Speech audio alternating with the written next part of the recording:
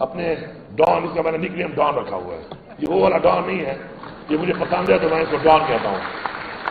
تو میں نے ان کو بتایا ایسے کی طرف کنورٹ کرنا جو ہے ریاست کی ذمہ داری ہے، اور یہ اس کے لیے ایک بہترین پروگرام ہے۔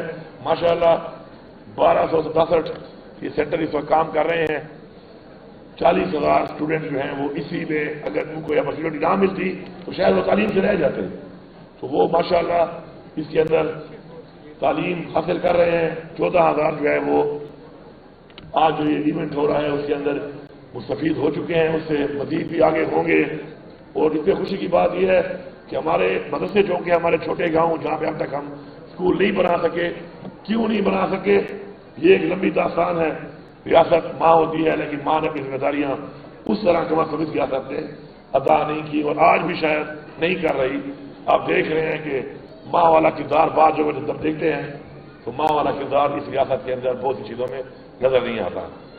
تو دوسرا برسوں میں جو اس وقت 248 جو ہمارے سینٹر برسوں کے اندر ہیں، اس سے برسوں کی تعلیم کے ساتھ ان سینٹر کی وجہ سے وہ بچے بھی جو تعلیم حاصل کر رہے ہیں اس سے فائدہ یہ ہو رہا ہے، کیونکہ اسکول بنانے میں، کنسٹرکشن کرنے میں، پھر کمپلیٹ ہونے میں وسائل بھی کم ہوتے ہیں اور ٹائم لگتا ہے۔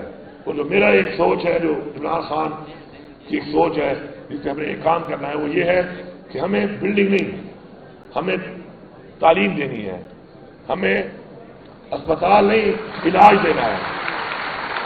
اسپتال وہ ہے جہاں پہ علاج ہو، اسکول وہ ہے جہاں پہ تعلیم ہو، اسی طرح دفتر نہیں، ہمیں سہولت دینی ہے، دفتر وہ ہے جو سہولت دے رہا ہے۔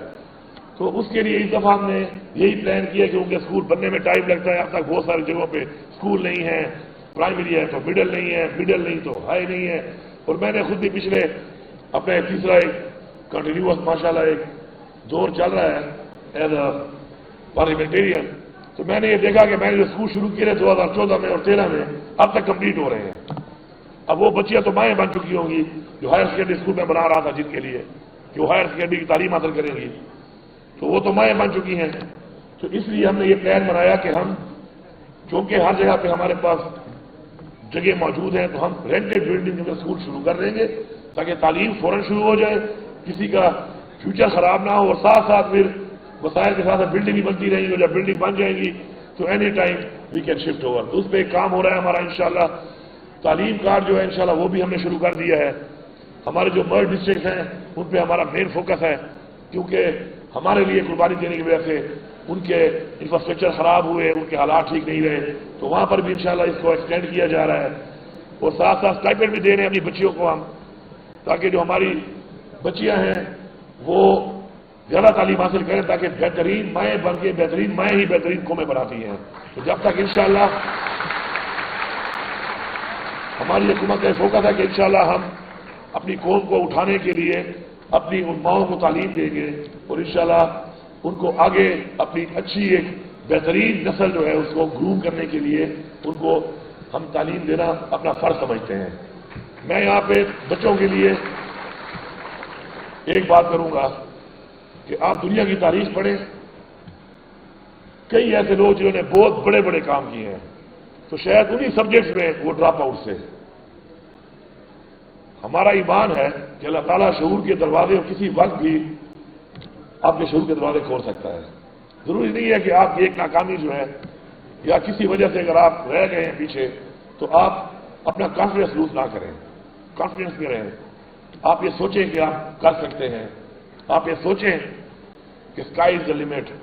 ہمیشہ کامیاب وہ لوگ ہوتے ہیں جو یہ سمجھتے ہیں کہ وہ کامیاب ہوں گے، جیتتا وہی ہے جو یہ سمجھتا ہے کہ وہ جیتے گا۔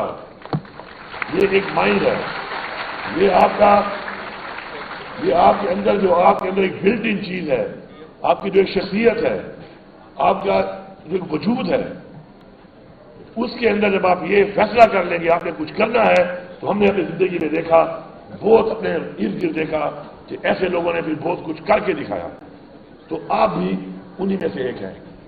وہ کہتے ہیں نا، don't ask life why me, ask life try me, کہ آؤ مجھے آزماؤ۔ تو یہ کب ہوگا؟ جب آپ کے اندر کانفیڈنس ہوگا۔ اور کانفیڈنس کب پیدا ہوتا ہے؟ جب آپ اس فیلڈ کے اندر آپ کے پاس نالج ہوتا ہے، جب اس فیلڈ کے اندر آپ کے پاس کوئی ٹیلنٹ ہوتا ہے، اس ٹیلنٹ کو آپ ابھارتے ہیں، تو تب آپ سمجھتے ہیں کہ میں اس فیلڈ میں کچھ کر سکتا ہوں. تو محنت کا کوئی الٹرنیٹ نہیں ہے، یہ آپ یاد رکھیں. محنت آپ کو کرنی پڑے گی آگے بڑھنے کے لیے، مقابلہ کرنے کے لیے. کوئی اگر یہ سمجھتا ہے کہ محنت کے بغیر آگے بڑھے گا تو وہ بھول جائے آگے بڑھنا. محنت سب سے پہلے آپ کو کرنی پڑے گی. پھر اپنے جو ٹیچرز ہیں آپ کے، ان کا آپ احترام کریں، کیونکہ ٹیچرز نے آپ کے اندر وہ چیز ڈالنی ہے جو آپ کو ضرورت ہے.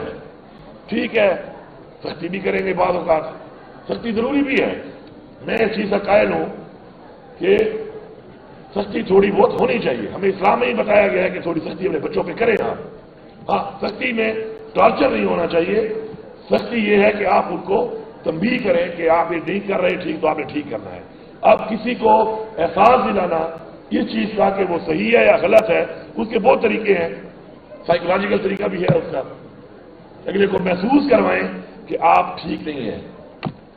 تو میں سمجھتا ہوں کہ اس کے لیے ٹیچرز کا جو ایک کردار ہے وہ بہت ضروری ہے.